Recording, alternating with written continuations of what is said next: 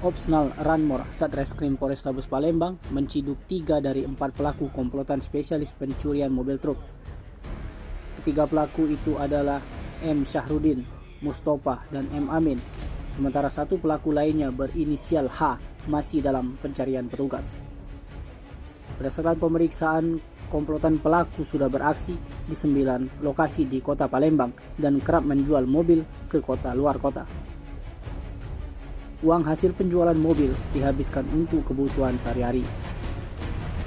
Kapolrestabes Palembang Kombes Pol Muhammad Najib melalui Kasat Reskrim Polrestabes Palembang AKBP Haris Dinza mengatakan pelaku yang berjumlah 4 orang memiliki peran masing-masing ketika beraksi dengan menggunakan 2 buah obeng dan kunci letter T. Komplotan pelaku pencurian ini menurut AKBP Haris menyasar mobil truk yang sedang ditinggal oleh supirnya terparkir pada pukul 23 waktu Indonesia Barat hingga pukul 03 waktu Indonesia Barat dini hari. Masih kata Haris, pelaku masing-masing memiliki peran berbeda, mulai dari joki motor, pengawas situasi, dan eksekutor. Di tempat yang sama, pelaku Syahrudin, salah satu eksekutor pencuri mobil, mengungkapkan jika mobil truk yang dipilih karena mudah dijebol dan dijual.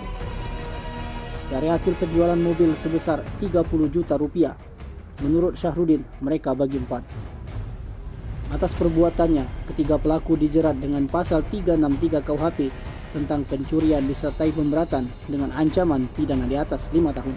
Tim Liputan Sumsel TV melaporkan.